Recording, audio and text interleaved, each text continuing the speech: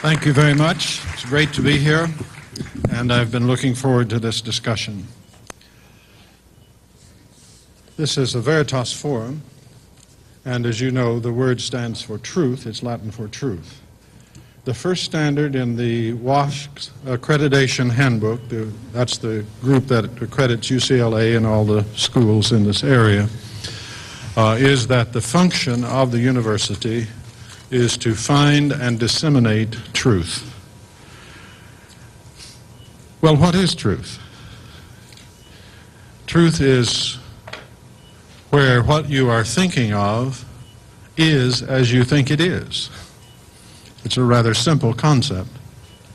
Children master it easily. On the other hand, many truths are not simple and they're not easy.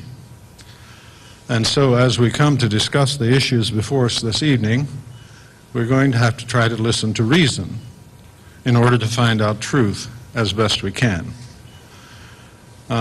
We're calling it a debate, but it's helpful to think of this in terms of a joint exploration.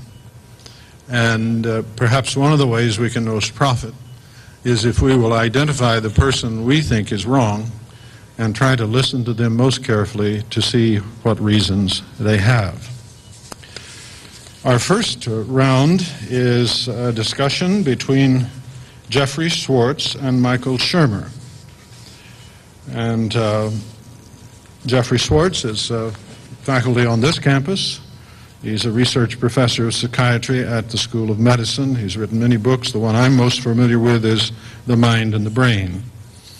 And he has, especially in relationship to obsessive-compulsive disorders, really shaken the area of research he's in by discovering empirically how the focusing of attention actually leads to modification of the brain. Michael Shermer, who will speak first, Dr. Michael Shermer, is founding publisher of Skeptic Magazine, a well-known voice in this area. You may have heard him on various programs. I've heard him on Dennis Prager, I think, several times. And he holds his own with Dennis. He is the author of a number of books, The Borderland of Science, and The Search for God, Skepticism and the Search for God, and Why People Believe Weird Things. Now, the question which they are going to discuss, Dr. Shermer first and then Dr. Schwartz, is, can scientific explanations be restricted solely to material entities, speak meaningfully about issues often deemed to have spiritual content, such as the role of willful action in nature? Introduce to you first Dr. Michael Shermer, and then Jeffrey Schwartz will come afterwards.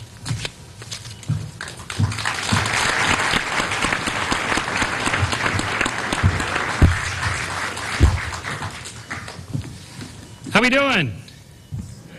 All right. Great to see you. It's a nice night out. You didn't have to come here. Could have gone to the beach or something fun like that. So we appreciate that you're here. Hey, there's my PowerPoint. So we're running. Anyway, I am Michael Shermer, the director of the Skeptic Society, the publisher of Skeptic Magazine. We investigate claims of the paranormal, pseudoscience, fringe groups and cults, and claims of all kinds between science, non-science, borderland science, pseudoscience, junk science, voodoo science, and plain old nonsense. In other words, we are interested in the nature and spirit of science, which is what we're supposed to be discussing tonight. This is really, in a way, what I do for a living. The magazine deals with these subjects. My books, from Why People Believe Weird Things, which is about pseudoscience, and How We Believe, which is about God and religion and science, and The Science of Good and Evil, which is about science and morality. Can you be good without God, and those sorts of things. What we're looking for here when we're talking about skepticism in science is that we require that we look for natural explanations for all phenomenon. That's what science does. That's what skepticism does. I should note that skeptic is not a position that you take. It's not a noun, right? It's a verb. It's a way of approaching claims. It's not I'm a skeptic. I'm, skeptical. Like, for example, Does this have a natural or a supernatural cause? That is this crop circle. What are the origins of crop circles? Skeptic.com, you can probably guess, was more of a Photoshop production than an actual alien production in Farmer Bob's field in Pucker Brush, Kansas, whereas the aliens always seem to land there instead of Dodger Stadium or the White House, don't they? That's one clue right there. So one of our clues here that we say is before we say something is out of this world, we have to first make sure that it's not in the world. And so it's possible that aliens backed Arnold, and this is what got him the governorship. However, I suspect that this is more this worldly in the world of tabloid publications than it is otherworldly. By the way, I've been tracking what aliens look like for about 15 years now. This is the first alien I've ever seen with biceps and triceps. He's been working out. Arnold's got him on a training program. By the way, you see who our Danny DeVito is, sort of a Cruz Bustamante look-alike there. I like that. What are some of these weird things that people believe? What are some of the claims that are in those borderlands between science and non-science and spirit and nature and this kind of stuff, in that gray area? This is just from a Gallup poll of weird things, what I call weird things that people believe: psychic experiences, Noah's flood, astrology, ESP, talking to the dead. By the way, talking to the dead, that's not a great mystery. Anybody can do it. It's getting them to talk back that's the hard part. Dinosaurs and humans live simultaneously. Ghosts, Atlantis, aliens have actually landed and making crop circles. Witches and so on. Witches aren't very popular anymore, but 500 years ago they were. What happened to witches? Where'd they go?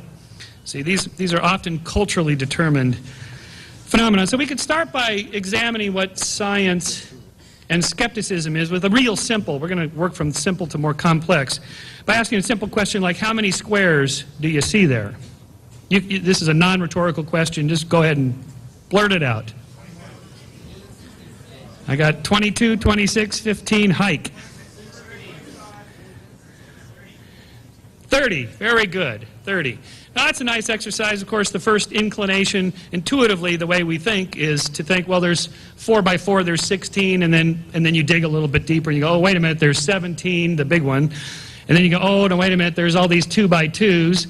18, 19, 20, 21, 22, 23, 24, 25, 26, and then at the last moment you realize that there's some 3 by 3s, and there's 4 of those, 30. One of the things we do in science is we probe a little bit deeper. We look for deeper explanations. It's not natural to think scientifically, it's natural to think anecdotally. Not in terms of scientific experiments, but in terms of stories that we've heard. My Aunt Mary's sister got cancer and she tried extract of seaweed and her cancer went away, and there must be something to it. That's the natural way to think. Thinking in terms of big epidemiological studies, control group, experimental group, that's not natural, right? So we have to dig a little bit deeper in science. So for example, if I asked you to count the number of black dots and white dots on the image here, just blurt out, how many black dots are there? That's right, there are no black dots there, but they exist somewhere. They don't exist on the screen. They exist in your mind. They're blinking on and off. You do see this blinking on and off, right? Yeah, okay, good. You never know when the illusion's going to quit working with certain groups. I found it doesn't work in Kansas for some reason. So again, digging a little bit deeper here, the impossible crate illusion. And, you know, it takes just a second to see why this is an impossible illusion, how this is in the back, and then all of a sudden this board's in the front, and then it's in the back again, then it's in the front. And of course you think, well, yeah, but it's a two-dimensional object. It's on a flat piece of paper. It's a typical Psych 101 illusion you see in textbooks. Well, if I could show it to you in 3 dimensions, then it gets a little weirder in terms of trying to explain how this gentleman, who's a good friend of mine, Jerry Andrus, he's one of the world's best magicians and illusionists. He spends his career designing illusions that you typically only see in psychology textbooks, and he creates them into 3-dimensional illusions. Now, fortunately, Jerry is kind enough to allow the reveal for this one, so I will give you the reveal. But if you look at it for just a second, it is the impossible crate. It can't happen except only in your mind, or can it? And there it is. Camera angle is everything. You see how he does it? The camera is shooting from over here, right? Now, we tend to see things that often aren't really there. For example, ever since the Viking spacecraft photographed this famous face on Mars in 1976, people have speculated that perhaps Martians built architectural monuments on Mars long ago. And then they lobbied NASA to photograph it much closer, which they did with the Mars Global Survey in 2001. Turns out it's just an eroded mountain. But you can kind of see where the face was. Here's the eye sockets and the nose and the gash. It's kind of a mouth and a chin. The face is still sort of there. But the question, more interesting question, is not really did Martians build faces on Mars to stare out at us, but why is it we tend to see faces? We do tend to see faces. Once you start looking for them, you can't hardly miss them. Here's the happy face on Mars. There's the eyes, the little mouth there. Well, we see faces because we have faces, and faces are important to us. If we were not primates, if we were, say, frogs, maybe we'd see Kermit the Frog on Mars. There he is, his little head, his eye, there's his mouth, and his little froggy legs, right? If we were elephants, perhaps we would see the elephant. We would see rock formations as elephants instead of humans, like the famous Elephant Rock in Red Rocks, Nevada. But we are humans, and we are also very spiritual. We are especially attuned to seeing things that aren't actually there, that have some spiritual relevance to us. For example, the famous nun bun discovered by a baker in 1996 in Tennessee, who started advertising people to pay $5 a head to come see the famous nun bun, until he got a letter from a lawyer for Mother Teresa that said, cease and desist the nun bun. So the nun bun has since been stuffed away somewhere, I guess. Our Lady of Guadalupe and Our Lady of Watsonville on the side of a tree.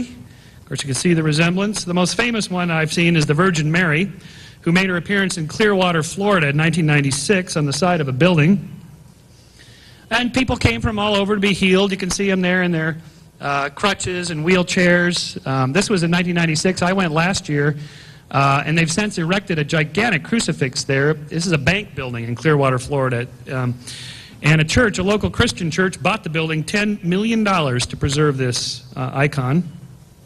I went there last year with the amazing Randy and Richard Dawkins, and we took a walk around. There's candles. There's thousands and thousands of candles in the parking lot of the faithful that have come there. In fact, there's so much candle wax, they've had to put that granulated stuff they use in auto shops to soak up oil when they change the oil of cars and gets all over the place. It's so slippery and greasy there. But if you walk around, it turns out that that wherever there's a sprinkler head and a palm tree to create a certain shape, you find Virgin Marys. Like here's another one that I found in the back of the building, which they've since tried to wipe off. The film is on there pretty hard. And the water in Clearwater is, well, not very clear. It's very mineralized, which is what causes the stain. So in science, we have to ask ourselves, is something that's extraordinary, an extraordinary claim, more likely to be a natural explanation? We see things that are spiritually and religiously important to us. These things are only in our mind. They have a natural cause, palm trees, mineralized water from the sprinkler system. Or is it really a supernatural explanation? Which is more likely? So is it really a miracle of Mary, or is it more of a miracle of Marge? Now, I'm not a particularly religious person, but I am a Simpsons fan. And so, to me, it looks a little bit more like Marge than Mary. Now, the point of all this little silliness here is that miracles are not a part of science. It's not what we do. In fact, I think this was adequately illustrated by the famous Sidney Harris cartoon where the two mathematicians are talking, and the one says, I think you should be more explicit here in step 2, then a miracle occurs. This is, in fact, what all supernatural explanations are. When somebody says it's God, or an intelligent designer did it, or it's a spirit, or it's mind, or whatever, they're just invoking a miracle. They're just saying, I don't know what it is, a miracle occurred.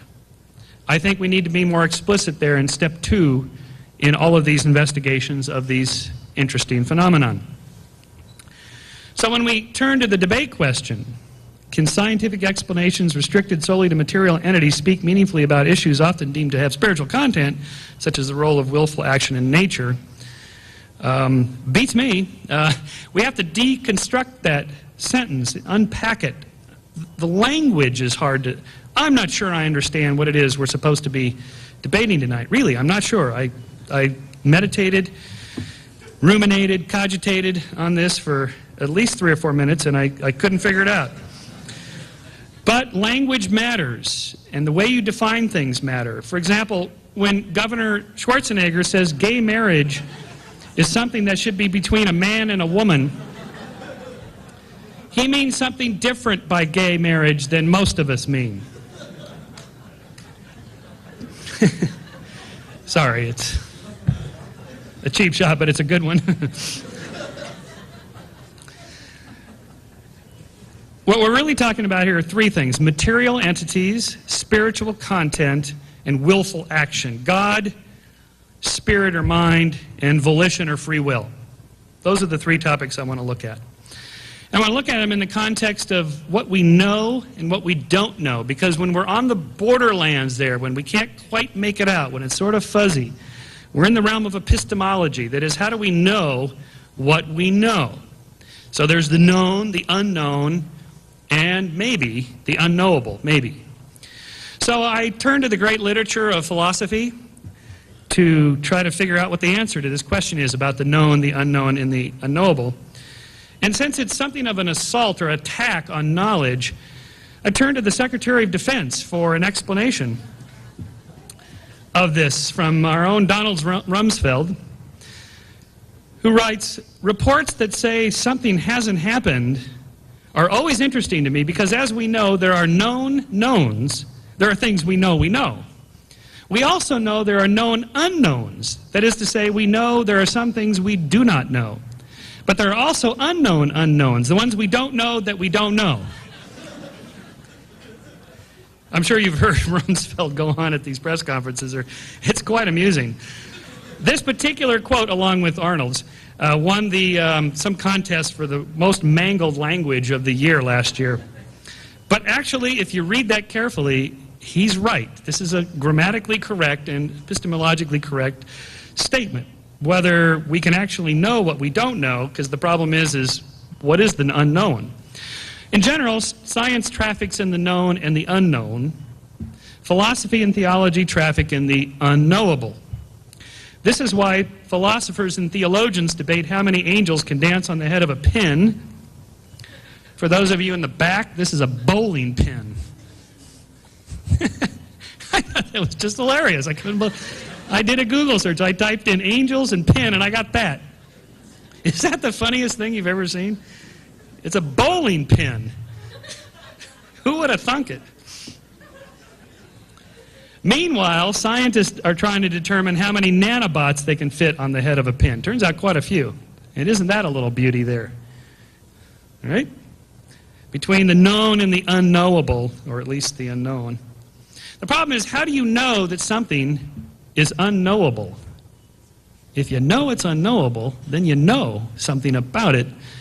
That's a weird thing. Really, that's one of those philosophy things that are best dealt with late at night with adult beverages, I think. For example, how do you know that you are not right now unconsciously wishing you had stayed home to watch The Simpsons reruns instead of coming here? Well, if it's unconscious, how would you know? Right? That's when your therapist says, you might be subconsciously thinking this. Well, if it's subconscious, how would I know? That's why you're paying this guy, right? In fact, there was a great Simpsons episode, one of my favorites, when it turns out Homer had a crayon in his brain. And when he removed the crayon, he got really smart enough that he wrote a proof that God does not exist, and he gave it to Flanders, his evangelical born-again neighbor. Is it possible, really, to derive a proof that God does not exist? This is a problem, right? How do you prove a negative? I can't prove there is no God any more than I can prove there is no Santa Claus, there is no unicorns. How do you prove that? How do you prove there is no free will? For that matter, how do you prove there is a God? How do you prove there is free will? These are tough questions. I think One way to get at it, a number of different ways. There's a terrific little book called Flatland, written in 1890 by Edwin Abbott, in which a two-dimensional plane is the world in which these geometrical figures live. And what would it be like to live in a two-dimensional plane is what much of the book is about. So, for example, if you were a quarter, a circle, you wouldn't look like this or like this or like this or like this. You'd look like that to somebody else living in your world. In fact, everybody would look like that. Triangles and pentagons and octagons and circles, everybody would look like that because the world you live on is a flat plane, and then the plot thickens when a sphere, a three-dimensional sphere, enters the two-dimensional world and touches it, so it's a little dot, and then enters it, so it's a small circle, then it's a big circle, then it gets to be a smaller circle and then disappears. And the plot of the story is about... Okay. This always happens when I'm talking about God for some reason. There's some technological thing, like there's a message. If I was not a skeptic...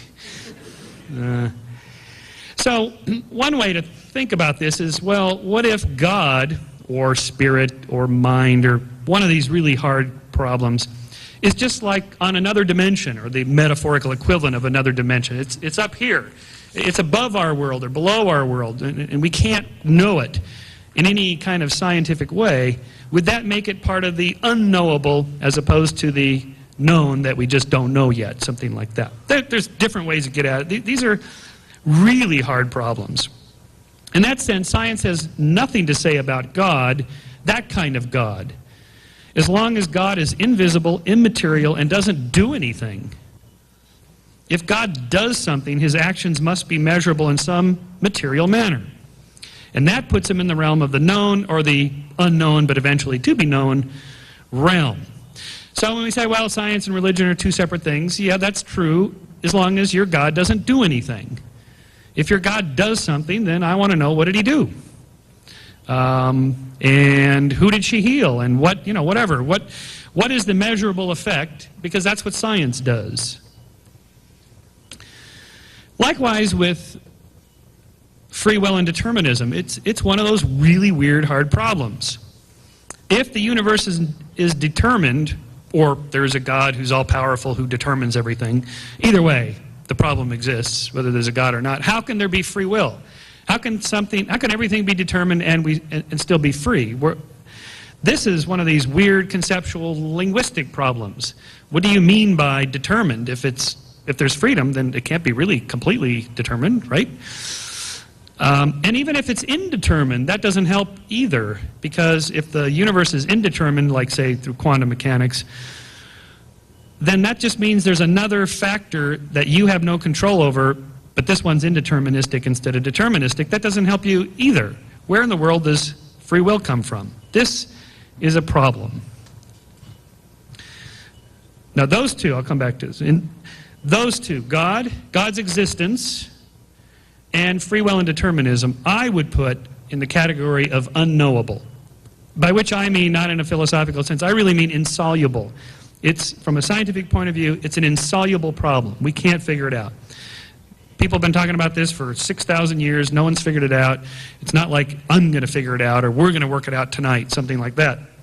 And I don't think you can do the Homer thing and write the proof that God exists or does not exist and put it on the windshield of everybody's car or something like that.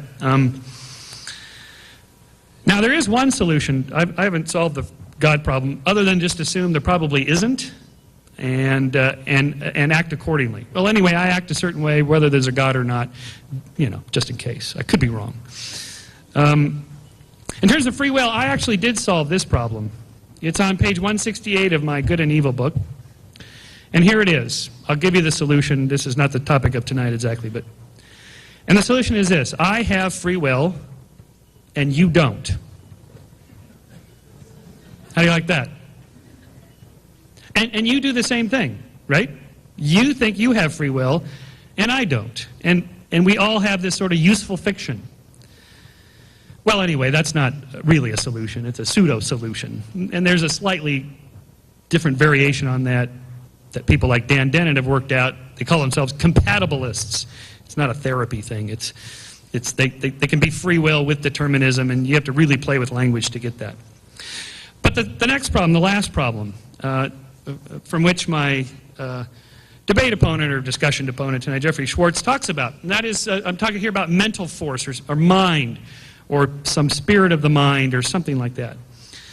From his book, The Mind and the Brain, I just used one quote here, in which he says, mental force acts on the physical brain by amplifying the newly emerging brain circuitry responsible for healthy behavior and quieting the OCD circuit. We know that directed mental effort causes measurable changes in brain function, and we know that mental effort is not reducible to brain action, hence the need for a new actor, mental force. Mental force reminds me of Julian Huxley's satire of vitalism, which he saw as tantamount to explaining that a train engine operates by force locomotive. Imagine if neuroscientists David Hubel and Torsten Wiesel, winners of the 1959 Nobel Prize in Medicine for their pioneering research in brain circuitry and determining the neurochemistry of vision, had, instead of spending years getting down to the cellular and molecular level of understanding how the brain works, had instead simply attributed it to force mentale. Imagine the conversation that they would have had. Now see here, Hubel, this business about how photons of light are transduced into neural activity is a dreadfully thorny problem. I just can't understand how it works, can you? No, my dear Wiesel, I can't. And implanting those electrodes into monkeys' brains is truly unpleasant and messy, and I can't ever seem to get the electrode into the right spot. Why don't we just say that the light is converted into a nerve impulse by force mentale? A brilliant idea, Hubel. I'll knock out a draft of our paper to science. It won't be long. This is simply abandoning the continued search for a natural explanation. To say it's a mental force, a force mentale, is no different than saying it's a homunculus. It's a spirit. It's a god. It's a miracle happens here in step 2. I think we can do a little bit better than that. And I'm going to end with just a short little story here. I think the reason this is a knotty problem, and I'm not putting consciousness and mind into the unknowable. This is one of the unknowns, soon to be known, as long as we stick to doing good, hardcore neurophysiology. That's where the solution is going to come from, even if it's multiple layers of emergent properties of complex neural systems. It's still neural systems. The reason this is a hard problem is because it's a really complex one. And in fact, 500 years ago, people thought that they were obsessed or sort of possessed by demons. And 200 years ago, people thought that they were obsessed and possessed by ghosts and spirits. In the last century, people thought they were abducted by aliens and whatnot. What's going on here? Why are these people reporting the same phenomenon but describing it differently? And the answer is because the brain is all, our brains are all structured in a similar way, such that the experiences physiologically, neurochemically, are similar, but they're explained in the context of their culture. I had an experience like this, a weird one. In 1983, I was abducted by aliens. It's true. I swear it happened. It was on a lonely rural highway in Hagler, Nebraska in August, and I was traveling down the road. It was about 3 in the morning, and a large craft came up over my left shoulders. Bright lights. Aliens got out, stopped me, abducted me into the craft, and I lost 90 minutes of time. You know, Mulder's missing time. Looks at his watch, 90 minutes have disappeared. And then they let me go. I was back down the road. I remember the next day telling some people about this experience. Really happened. Now, if I tell you the context of this, that in fact, this was in the middle of a transcontinental bike race in which I had ridden from Santa Monica to Nebraska nonstop on a bicycle with no sleep at all. I'd gone 83 hours without sleep. If you want to have some great drug-free and legal hallucinations, this is the way to do it. Okay? So it turns out physical exhaustion, sleep deprivation, and so on. Yeah, that was a long time ago. I had a lot more hair then. And so I'm going to leave you with one last mystery in life. I don't want to take all the mystery out of life. There are some things that are truly unexplainable. God is one. I think free will is the second one. There is one third one, a truly insoluble, unknowable problem. Here it is.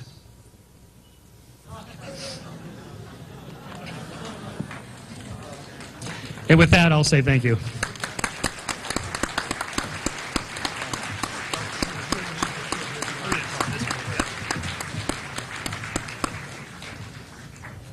Okay, you want me to shut this down? Yes, we just have to change laptops here. It'll take us just a second. Thank you very Who much. needs the conversion kit? Probably not. I don't know. Bill, do you need the conversion kit or no? Probably not. Okay. You just go when you're ready. And you know this lady down here is going to flash a sign. Well, I'm she. Okay.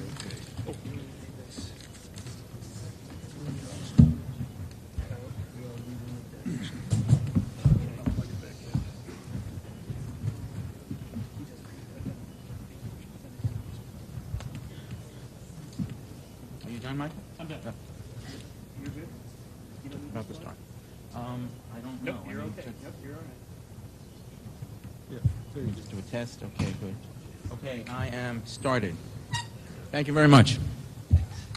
On one point, Michael and I are in total agreement. I will only be speaking about natural phenomena tonight. This is not about anything supernatural. It's also not about free will versus determinism. What this is about is, and the way this question is written, the point that we're trying to make here is that if all there is in the world is the brain, just this piece of complicated jello in your head, if that's all there is, then talking about making an effort or having a willful action doesn't make sense.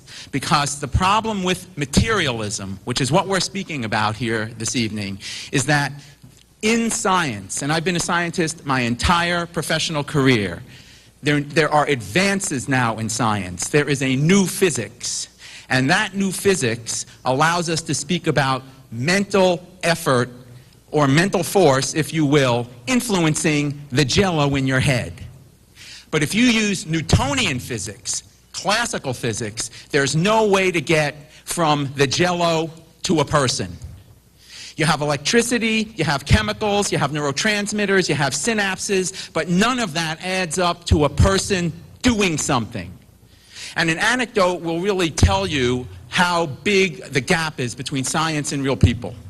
In 1996, I had the opportunity, the honor to have ABC News 2020 feature my work on obsessive-compulsive disorder, and I worked very closely with the producer of that piece, trying to explain to her how the mind changing the brain is really a revolution for science. And she said to me, are you trying to tell me that mainstream elite science says that when I stand at the corner and the light turns green, it's not me and my mind that decides whether I'm going to walk across the street? And I had to tell her, I regret to have to inform you that mainstream science is totally deterministic, totally materialistic, and says that this matter in your head has been determined since the time of the Big Bang to determine whether you're going to cross that street, and any thought that you have that anything you do with your mind decides whether you cross that street is a total illusion. That's what mainstream science says. And she looked at me and she said in a tone I will never forget, "I don't believe you." But the sad truth is that mainstream classical science based on classical Newtonian physics says that everything she does, everything we all do is determined by this piece of complicated jello in your head, and there's nothing else there. There's no mind, there's no will. It's all an illusion. Now, I wrote a whole book on this, and that book is called The Mind and the Brain. And this picture, which is on its cover, I would like to say that for materialists and for people like Dr. Hannibal Lecter, this would be an extremely appetizing culinary delight. But for the rest of us, this is strictly a reminder that we have a very complicated piece of matter in our head, but with a new physics, we have a way of relating that matter to mental effort. So what we're here tonight to talk about is, does the word effort have real meaning? Materialist, classical, Newtonian physics says No. The feeling of effort is an illusion caused by a complicated piece of matter in your skull. Quantum physics says differently. The new physics, which has shown the old Newtonian physics to be false for 3/4 of a century, has a deeply proven, totally empirically validated, completely natural principle called quantum Zeno effect. And this has been explicated by the great physicist Henry Stapp in my book, The Mind and the Brain, and in much of Professor Stapp's own writing to be explicated as such. The quantum Zeno effect, which is a totally natural modern physics effect, very empirically validated, it says that the mental act of focusing attention tends to hold in place brain circuits associated with whatever is focused on. In other words, focusing attention on your mental experience maintains the brain state arising in association with that experience. That is what I mean by mental force and nothing else. A completely natural phenomenon validated in modern physics that allows the focusing of attention to hold in place the circuit that this brain sends up to us. So we have an interaction now. For the 20th century, it was all about the brain doing everything to the mind. In the 21st century, because of advances in modern physics, neuroscience will adjust to realizing that focused attention can influence the brain by holding circuits in place. And now we have a true, naturalistic, physically established, totally consistent with modern principles of physics way of having the mind and the brain interact via the mechanism of focused attention. And again, in the old-fashioned Newtonian classical physics, where matter is all there is, there's no way to get the connection between focus of attention and the brain, and therefore they are committed to say, when you feel like your focus of attention does something, that is an illusion. Modern physics says it is not an illusion. And all the great religions, of course, agree on this. Judaism, Christianity, Hinduism, Buddhism, Islam. I happen to be a Jew who's very interested in Buddhism and has been doing meditation for many years, for going on 30 years, and has been studying the language Pali, P-A-L-I, which is a dialect of Sanskrit, which all Buddhists believe is the canonical language that Gautama, who Buddhists call the Buddha or the awakened ones, taught in.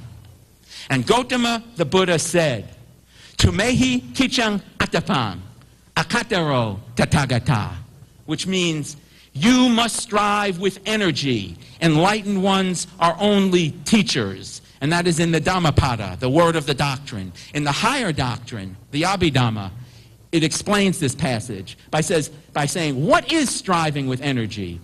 That which is arousing of mental energy, aspiring, perseverance, vigor, unfaltering endeavor, power of energy, right effort. Every culturally established belief system, including the skeptics, including all the Newtonian physicists, believe that when they make an effort, they do something real. Unfortunately, their science says they don't. But now we have a new science, quantum physics. And in quantum physics, this statement has real meaning because the effort that we make is the effort to focus attention. And the greatest of all psychologists was William James, who wrote The Principles of Psychology in 1890. And the amount of correlation and corroboration and interrelation between James's philosophy and psychology and Buddhist philosophy and psychology is astounding. Perhaps the most important thing I've done in my life is see the relationship and study the relationship between the two. And so William James defined volition, not some mysterious term, not something that is strange or supernatural. It's as natural could be. It's defined as volitional effort is the effort that it takes to pay attention. When you study, when you feel like your mind is wandering and you say, let me focus my attention, that takes effort. All I'm saying is that with the new physics, that effort holds in place the circuitry that is allowing you to complete your studies. Without that effort, the mind will wander. Gautama Buddha said, Ketanahang bhikkhave kamang vadami, which is the definition of the word karma. He said, it is will, monks, it is volition, monks, that I declare to be karma. And then he elaborated with the law of karma, which is all beings are the owners of their karma. All beings are the owners of what they volitionally do. You own your willful actions. They will come back to you. Whatever volitional actions you do, good or evil, of those you shall become the heir. In a purely Newtonian materialist physics, this is a total illusion. The effort of attention does nothing. It's all been determined since the Big Bang. It's just material particles banging into each other. The new physics says differently. The new physics says that focus of attention influences how the brain works. And the mechanism by which it happens is called mindful observation or mindfulness. Mindfulness, perhaps the essential characteristic of mindful observation is that you are just watching, observing all facts, both inner and outer, very calmly, clearly, and closely. To sustain this attentional perspective over time during stressful events invariably requires conscious application of effort. My entire work as a psychiatrist has hinged on teaching people with obsessive-compulsive disorder, people who have intrusive, unwanted thoughts and urges bombarding them, to take a mindful perspective, realize this is just your brain sending you a false message, and using that cognitive reframing, using that mindfulness to change their response to the brain's message. And when they change that response, they change how the brain works. I'm going to be showing you those pictures in a moment. This is the brain. I sometimes like to refer to the old Saturday Night Live by Chris Farley and Mike Myers, in which everything that was important in life referred back to the bears. It didn't matter what it was. It all came down to how did it influence the bears. The modern materialists do the same thing. No matter what you feel, no matter what you think, no matter what you did, no matter what effort you made, no matter how hard you worked, no matter what happened to you, it was all determined since the time of the Big Bang by material forces which now are just summed and impinging on the brain. There's no you. There's no effort. There's no mental. It's just all the brain. About as much thought went into that, given what modern physics says, as what Mr. Farley and Mr. Myers said when they were talking about the bears. I have a lot more sympathy for the bears than I do for people like that who talk about the brain. But there are some key structures here that I want to say a few more words about. This is the orbital frontal cortex, the bottom of the front of the brain. This is hyperactive and has been shown to be metabolically overactive in people who have obsessive-compulsive disorder. And it's also what I sometimes refer to as the Las Vegas or Atlantic City area of the brain, because there's a very large amount of scientific brain imaging data showing that when people are in gambling situations, when you're sitting at the table and you have to decide, do I hit or do I stick? Should I bet $10 here or $15 here? Those kinds of value-laden decisions activate the orbital frontal cortex. This is the amygdala in the temporal lobe. It has a lot to do with feelings of fear and dread. This is the caudate nucleus. It's the automatic transmission of the brain. It can shift circuits quickly and efficiently, and a lot of what we do, like walking, getting up and out of a chair, just brushing our teeth, all the things that we do automatically with our bodies so that we can think of other things while we do them, that's because our caudate nucleus functions like an automatic transmission, allowing us not to have to concentrate on every single thing we do. It's nice to have an automatic transmission. In obsessive-compulsive disorder, unfortunately, it gets stuck in gear, and the people are stuck with these intrusive, unwanted thoughts and urges. That's the nature of the condition. And deep in the core of the brain is something called the hypothalamus, which is our core animal nature. The hypothalamus mediates sexual desire, hunger, thirst.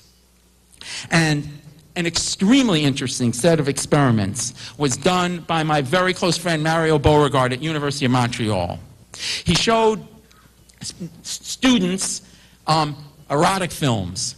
These happened to be erotic films in which there were two women and a man, and so actually the men found it erotic and the women did not. I encourage you to pull out the paper and read the method section. It's very erotic for something in the Journal of Neuroscience, I promise you. And what he found was that the hypothalamus, which you see right there, became markedly activated in the males who became sexually aroused by watching the film. Also became activated was the temporal lobe and the amygdala, the emotional parts of the brain.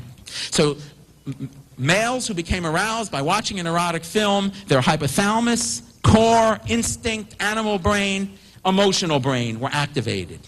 Now in a crossover design to take care of all the methodological problems, he had the people watch the film with the simple instruction: emotionally distance yourself from the film so as not to become sexually aroused. And when the people did that, they completely eliminated the emotional and hypothalamic activation.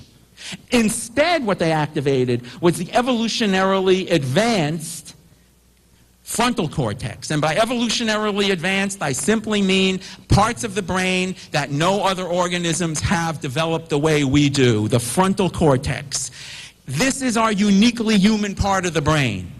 And so when Dr. Beauregard asked the people, don't get aroused by the film, they had to activate, willfully activate another part of their brain to do it. There's a big message here. And I believe this message could in fact be used to help training in things like abstinence, sexual abstinence training for younger people. It's not just your behavior you're developing. It's not just your character you're working on. You're working on gaining genuine control over your brain. By making the effort of activating that uniquely human area of your brain, you can eliminate the animal brain and watch erotic films with a calm, clear, mindful perspective. Now, to some of you, it sounds like you'd prefer not to, and I understand that too. But if you want to pursue a spiritual life, or if you want to be a good meditator at a meditation retreat, you can always tell at a meditation retreat that the guys with the wandering eyes are probably not making huge amounts of spiritual progress. So sometimes there is definitely something to be said to be able to control your response to erotic stimuli. And needless to say, lots of very negative things happen in the world when people combine violent behavior with not being able to control their response to erotic stimuli. The big point is that how you put things in perspective has a huge effect on how your brain responds. Now, here's that orbital frontal cortex I was telling you about, and in people with obsessive-compulsive disorder, it is markedly overactive. Here's that caudate nucleus. The big part of OCD is that the brain gets locked in place and this error message bombards people. Psychologically, we've been able to train people to use mindfulness to change how their brain works, to change the caudate nucleus activation, so to turn an overactive caudate nucleus into a more normally functioning caudate nucleus, to change the brain lock, which is the title of the book that I wrote for people with obsessive-compulsive disorder, How to Apply Mindfulness to Obsessive-Compulsive Behavior. But, and here's a really interesting point, actors, as you're going to see in one moment, can play people with obsessive-compulsive disorder. There's a very popular and excellent TV show now called Monk, in which an actor does. I'm going to show you in a second another very excellent actor who did it. The point, though, is that brain activity in professional actors, another study done by my friend Mario Beauregard, he had professional actors evoke real emotion. They evoked real emotion in an acting setting by thinking about things that had actually happened to them and focusing attention. And what he found was that when people willfully, with training, with a lot of effort, in an acting situation, evoked the emotion, they activated the same part of the brain that the person with obsessive-compulsive disorder has out of control because of an underlying brain imbalance. I had the tremendous opportunity and privilege of working closely with Leonardo DiCaprio, coaching him to play a person with obsessive-compulsive disorder, namely Howard Hughes, in the upcoming movie, The Aviator, directed by Martin Scorsese. And Leonardo, as a personal favor to us tonight, has allowed us to show some pictures from this upcoming film. This is Howard Hughes at the opening of the movie Hell's Angels in the early 30s, because of things that you'll understand when you see in the film, when you see the film The Aviator. Howard was having a terrible obsessive-compulsive disorder attack at the opening, and yet he had to hold it together, and he had to keep things looking normal. Here we see Leonardo, through training, through effort, through years of focused work at being a great actor, activating his own brain to reproduce what was happening to Howard Hughes as part of a disease state. Here we see an incredible photograph taken by Bridget Lacombe, given to me by Leonardo to show to you tonight. This is a movie within a movie within a movie. Martin Scorsese is directing this camera, which is taking a picture of the opening night in the movie The Aviator of Hell's Angels. In the front row, we can see Howard Hughes and his friends watching the film. His friends, for instance, Jean Harlow, played by Gwen Stefani, or Stefani, excuse me if I mispronounced that, they're all normal. Howard, on the other hand, is not normal at all. Howard is having a problem. Howard's mind is someplace else altogether.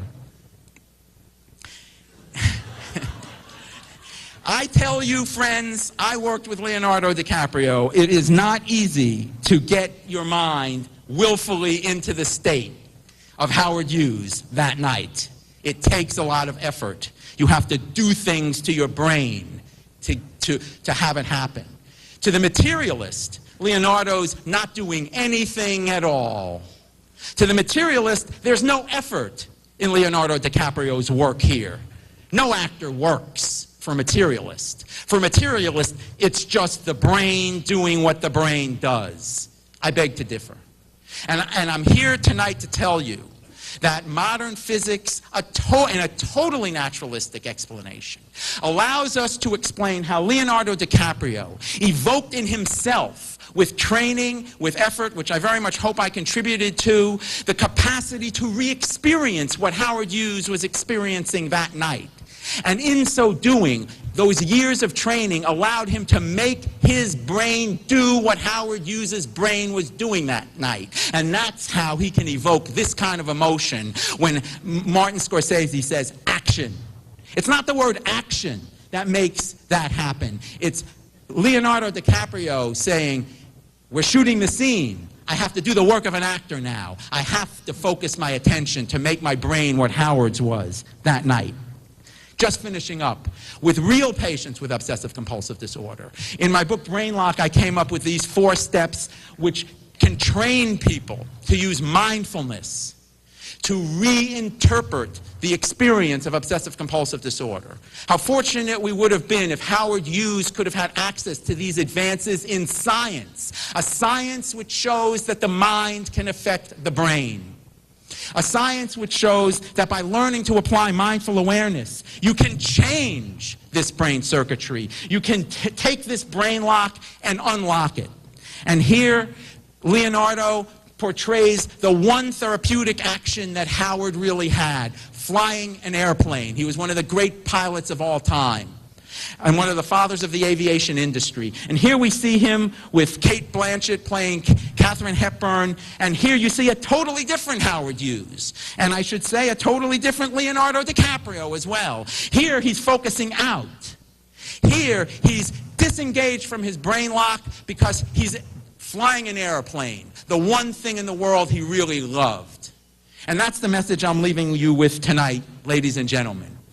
When you love something, when you're involved in an activity that really means something to you, there's the word meaningful for you, nothing supernatural about it. When you're doing something that is meaningful to you in the most natural sense of the word, it allows you to focus your attention and willfully change your brain to hone in and learn more and be a master of your fate, in the sense that we are not just slaves to this complicated piece of jello that happens to be in our head. With trained, willful mindfulness, we can hold circuits in place and influence the course of the material action of our brains. Thank you very much for your attention.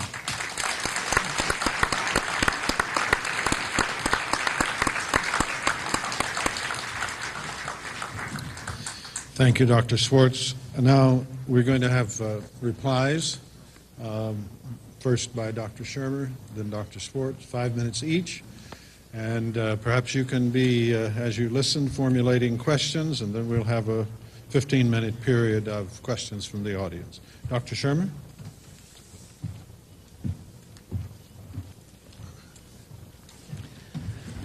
Wow. Jeffrey, you are the most energetic Buddhist I have ever met. You should hang around more Buddhists, Michael. Okay. Yeah, I should try that mental stuff. I'm not sure what to make of all this. Mental energy, mental force, perseverance, endeavor, right effort, volition, karma, mindfulness, mindful observation, and so on. These are linguistic placeholders. These are words, and only words, to describe neural activity, which Dr. Schwartz has said, that's right. How is that different from saying a miracle happened? It's a homunculus, it's a spirit, it's the force locomotive, it's the force vital, whatever. That doesn't really explain it. Jeffrey, you didn't explain how this works. You just said, and then this thing happens. And then the caudate nucleus does this and so on. And then this other thing happens. And DiCaprio did this, and then the caudate nucleus, or the, whatever, the hypothalamus and so on, got activated. So we know how the brain parts work, right down to the neural level and so on. But then to just say, and then this thing happened, and then you throw out one of these words, a mindfulness happened. What does that mean? It's fine to say it. It's a great metaphor. The mind is a metaphor. It doesn't exist. It's just a word to describe, we don't know what it is. We'll just say, look, we'll just call it mind for now because we got to call it something.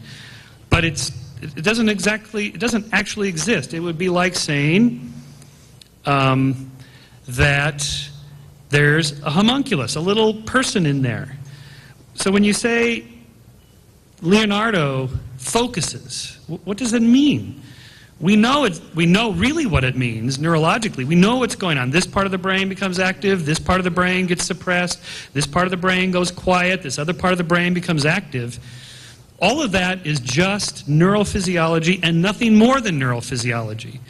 There may be emergent properties at higher levels of complexity, but it's still neural physiology and nothing more. There's no mind. The mind is one of the last remnants of the Middle Ages that we're still hanging on to because we can't explain this hard problem. So instead of saying, beats me, I don't know how it works, I'm just going to use this really cool word, mindful observation. It's a great term, but it doesn't mean anything. It doesn't explain anything. Now, Dr. Schwartz talked about sexual arousal suppression. Now, you could say activate your caudate nucleus. Starting to sound like George W. Sorry. Watching too much television. You could say to somebody, honey, activate your caudate nucleus so you'll last longer. Or you can just, think about baseball, which is what I do.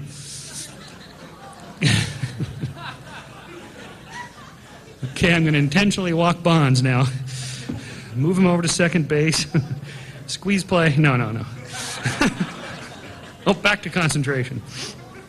These are just metaphors to try to activate brain functions that are still just neural physiology. It's nothing More than that, I don't think quantum mechanics has anything to do with this. It sounds cool. Classical mechanics and classical physics has been overturned by quantum mechanics. This is a favorite tool of the New Agers. Somehow the new physics is going to save the day. It doesn't. It doesn't do anything. For example, observation, we know, brings about the collapse of the wave function in certain unstable atoms. This is true. Quantum physicists tell us this. However, observing radioactive decay in atoms doesn't alter them. It doesn't stop the radioactive decay. Staring at them, thinking about them, whatever.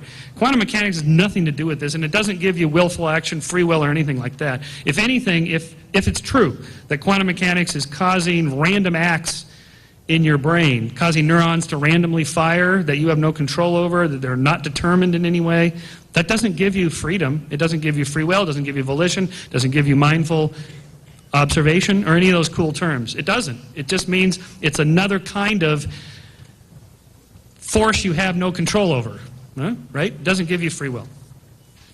In the end, we are simply left with, again, just neural activity. Even if you want to say, which I do, something like a moral choice. These are neurological activities. Actually, making a moral choice, we know where this happens. You're giving me the 1 minute to go or something, right, on the 5 minutes? I think it's already over. Oh, I didn't see any, okay. Sorry. Oh, sorry, they didn't give me the... So, in conclusion, Leonardo DiCaprio is a good actor, but not a great actor.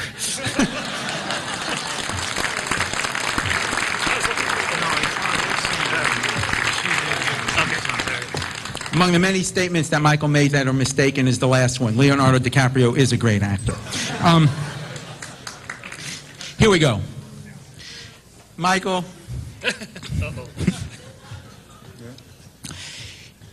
You don't quite know what science is.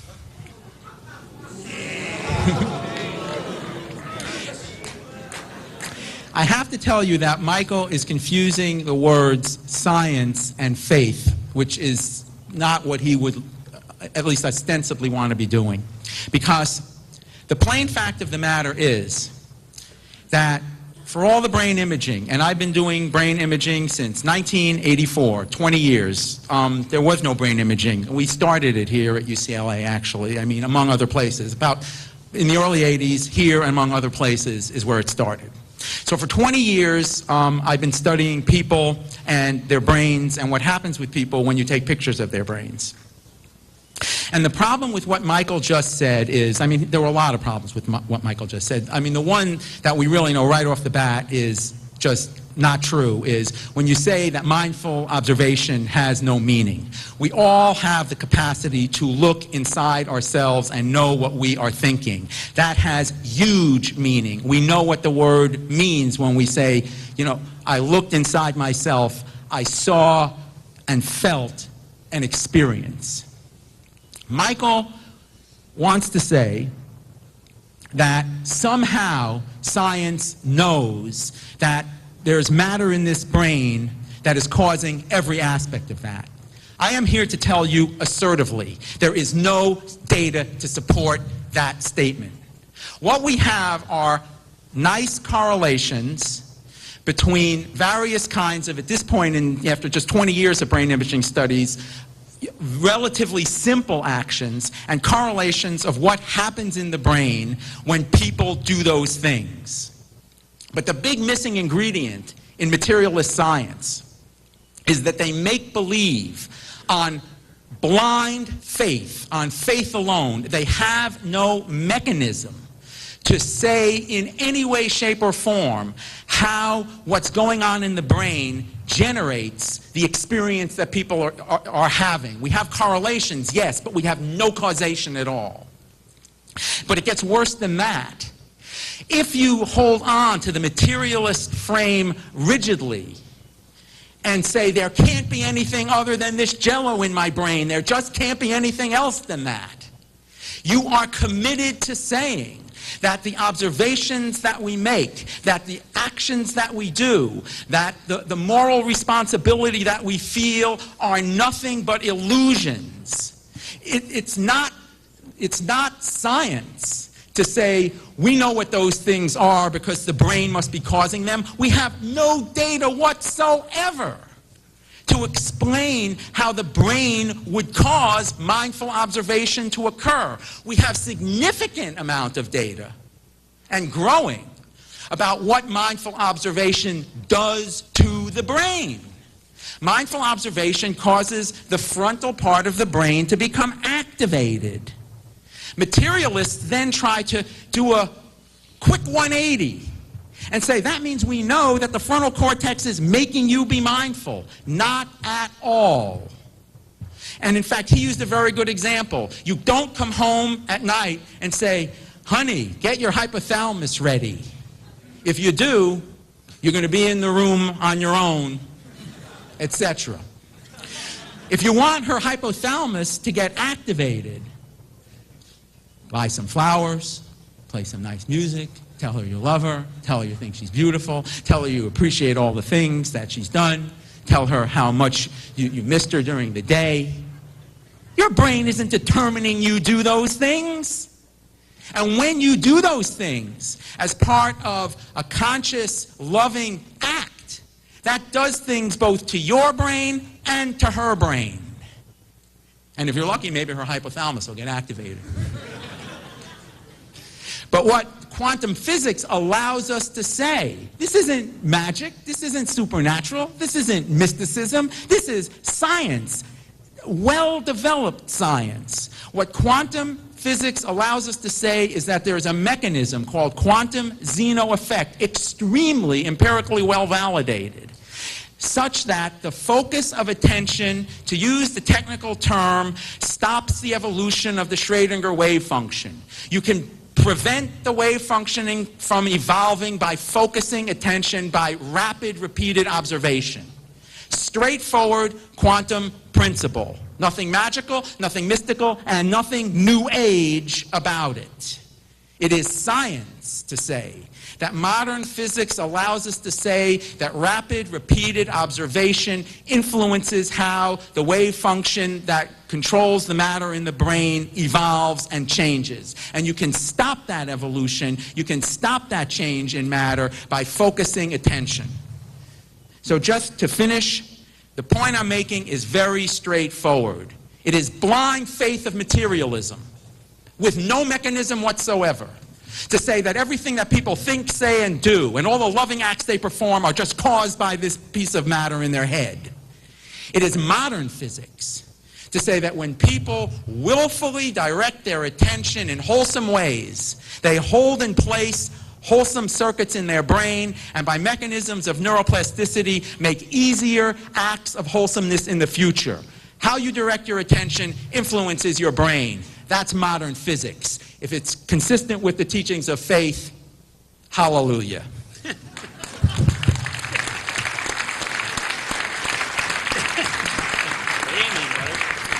All right, now we have a period for some questions. I think the mics work there. If you pull those up, you guys won't have to beat a path up here to this. There are mics in the aisles, and wonderful. We've got a little light, and someone's still here. Yes, nice to see you this evening. Hello.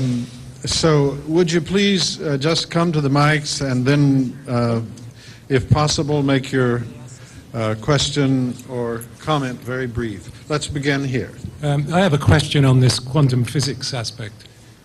And I don't wish to make this sound personal, but do you know enough about quantum physics to be able to appeal to this quantum Zeno effect? And secondly, it all comes from Henry Stapp. Do you realize Henry Stapp is something of a physics dissident that most people don't believe? The answer to the first question is whatever you may or may not think about the dissonant nature of Henry Stapp's role in physics, he studied extensively with Heisenberg, he studied extensively with Pauli, he's published extremely extensively, he's been at University of California, Berkeley, Lawrence Berkeley lab since 1952. He's an extremely well-established member of the community of quantum physicists. Are there disagreements among the people who are theoretical physicists? You better believe it. Have I been able to read that literature in an informed way? I think so. I mean, do I need Henry's guidance on the technical and quantitative part? Absolutely. But do I think I understand quantum physics principles well enough to evoke quantum Zeno effect? And do I think that I have good grounds to think that the application of quantum Zeno effect to neuroscience, the way we've done it, is very reasonable on traditional scientific grounds? Absolutely I do. And in terms of whether Henry is dissident or not, as he well knows, I would encourage him to be even more dissident than he is. His quality as a physicist and as an upstanding member of the mainstream community of theoretical physicists is not in question, sir. Yeah, but it's just one person's view. You're presenting it as well-known quantum physics, the modern physics as opposed to the old physics. It is not. Okay, let's go to this side over here, please. Hello. This is also for Jeffrey Schwartz. I'm Juan Carlos Marbizon, and I'm also a neuroscientist and a professor here at UCLA, and I have been doing research in neuroscience for over 20 years. But I'm not going to take issue with your neuroscience because, in part, I have heard very little neuroscience in your presentation. So I'm going to take issue with other things, with your Buddhism, with which you talk extensively. Because, you know, I'm also a Buddhist. I have been a Buddhist for more than 15 years now. I have practiced meditation for more than 30 years, and I practice Zen meditation. Do you have a question? Do you have a question? Yes, I have a question. I have a question. I'm getting to the point. So I don't know Pali, but I know that the central teaching in Buddhism is Jivatman, which is the Excuse me? I just didn't hear that. Jivatman. That there is no soul. There is no okay. Atman. Yes. There is nothing permanent in the human mind or in the human brain, and therefore there is nothing that can do, nothing that can direct attention, nothing that can survive death. There is nothing. And you know the Mahaprajna Paramita Sutra says that extensively. It goes into details, and there is no perception, no senses, no mind. Please, let him reply, Yes. please. So I don't think that you are on a solid Do you basis have a on your question, Buddhism. sir?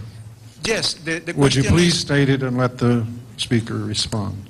Oh, he asked a question. how could you reconcile what you're saying, that there is something directing brain action, with the theory, with the clear Buddhist doctrine of no self? Thank you. That's an excellent Thank you. question. That's an excellent and difficult question. And here is just a brief answer, because as you obviously well know from the way you framed the question and your own extensive background, it raises very, very deep issues. But I think that you have misstated, sir, with all due respect, the anatta or not self doctrine.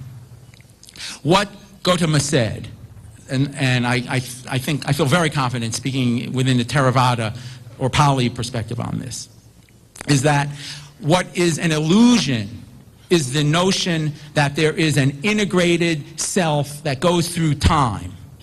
So by anatta, he meant there is no transcendent, unified self.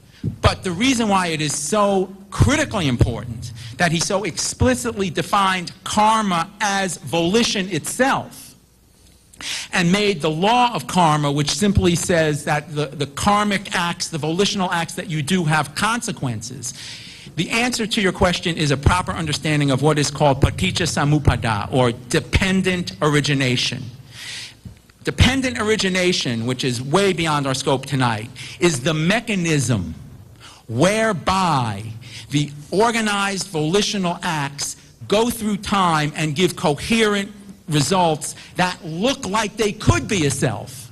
So what Gautama is saying is that there's no actual coherent self going through time, but there is a huge amount of organized activity, and the organizing factors all hinge on karma, all hinge on the integrative action of karmic or volitional output as organized by the laws of dependent origination. And this is in fact what the entire Abhidhamma is an explication of, and I'd encourage you to read the books of Rupert Gethin, just starting with the introductory Foundations of Buddhism by Oxford University Press, and it will really enlighten you. Let's go to this Not side. in any deeply technical sense. And please do keep your questions as brief as Okay. possible. Well, Dr. Schwartz, first, greetings from a Jewish atheist to a Jewish Buddhist. And then what I wanted to ask you was, I want to get to the ultimate question of whether or not your theories lead to the possibility of life after death. And the question I have is, even if it's true that we can exercise will, intention, and make decisions, isn't what you're saying still consistent with the highly likely prospect that consciousness is a byproduct of a physical brain? Like, for instance, Alzheimer's can eclipse consciousness. A blow on the head can eclipse consciousness. So isn't it still possible that ultimately conscious awareness is an epiphenomenon of the brain and dies with the brain? Okay. Again, that's a very good question and asked in good faith, and I appreciate that question very much. The short answer is that it's very important to draw a distinction between emergentism and epiphenomenalism. It's a critical distinction philosophically. I myself believe that if the proper paradigm is more of the brain like, you know, the world's most fancy television set, in that it's kind of drawing in a signal. I mean, that's just a scientific hypothesis, though. The emergentists say that the brain is generating consciousness. And as you point out, Alzheimer's, we can go on and on and on. Point well taken.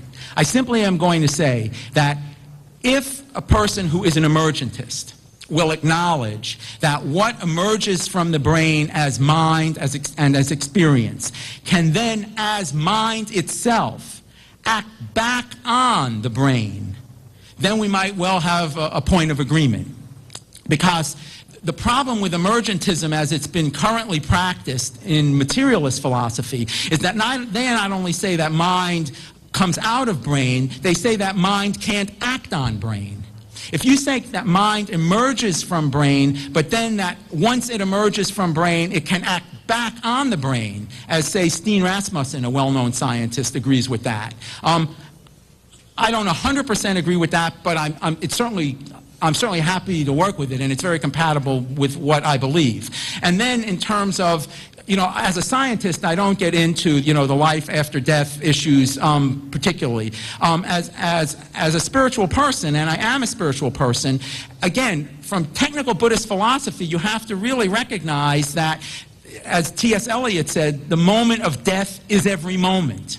Because if we really realize that it's just dependent origination and the organization of prior karmic action coupled and interacting in extremely complex ways with current volitional karmic action that go through time, then there's no self there to die. And then you just get into the issue of, does one believe in rebirth linkages? And if one believes, as I do and as all Buddhists do, that there really is, in fact, a mental energy, then we don't believe that that mental energy dies just because the body dies. And it seems to me that an emergentist could easily also believe that the mind that emerges from the brain could at least potentially, literally take on a life of its own. And in that, we may actually have points of potential agreement between the more traditional scientists and people who are trying to, like I am, couple science and spirituality. Dr. Shermer, do you have something to add on that? Gee, it's... Golly, I was mindfully drifting away.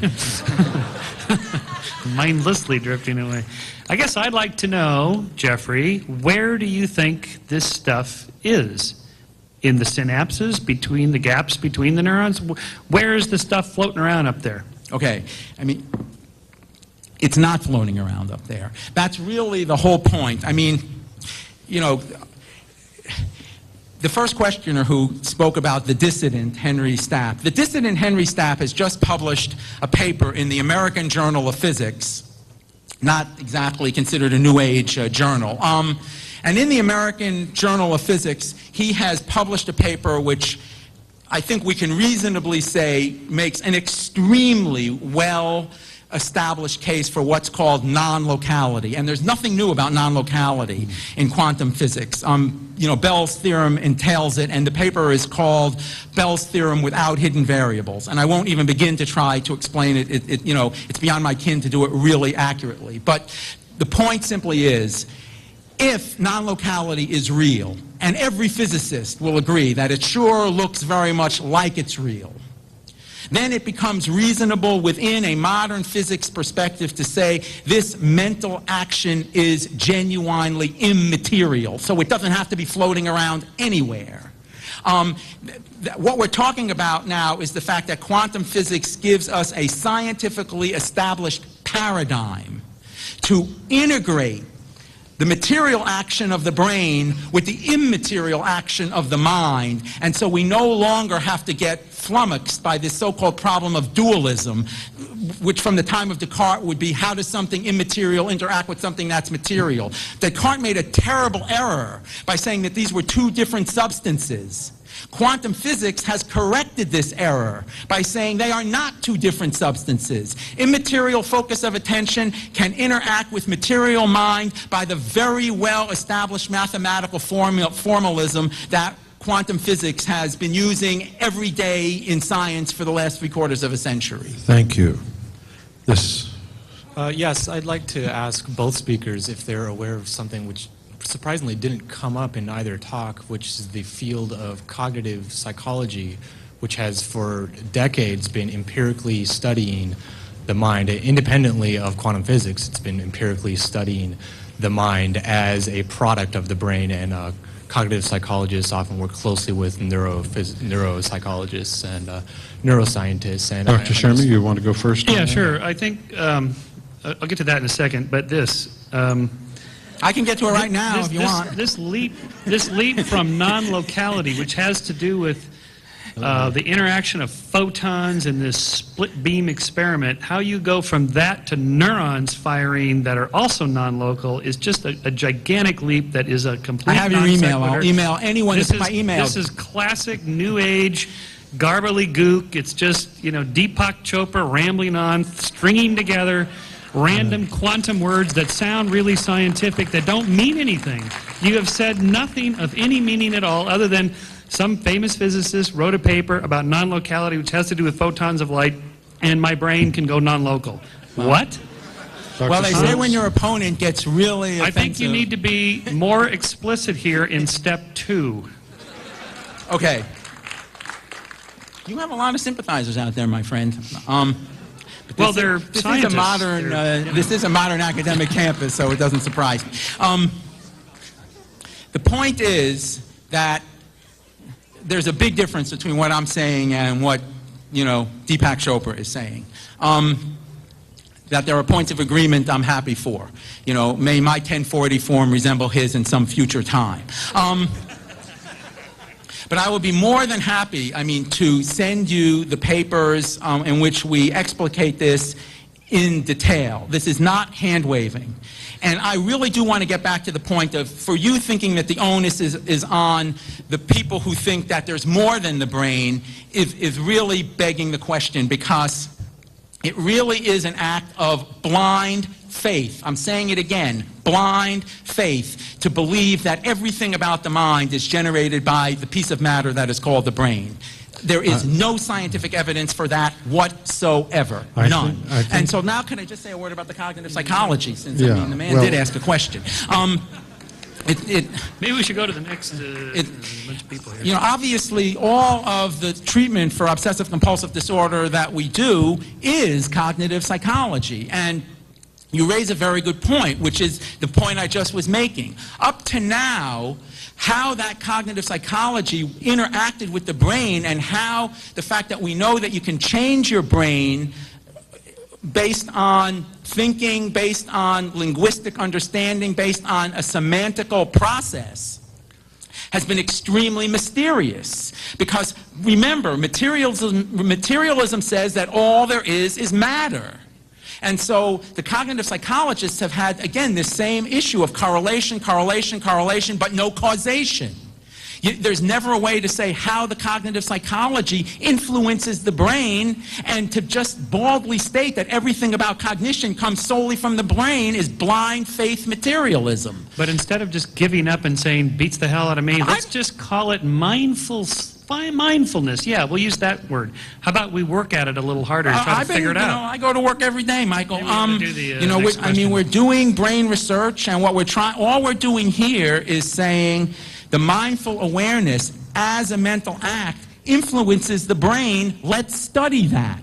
I mean, I've gonna basically have to dedicated stop, my scientific this career to session, studying that. So hang on. I'm sorry we can't get to the questions. We're going to have to stop now and take a break. I think, Michael, the panel has agreed to. One more question, sir. Thank you.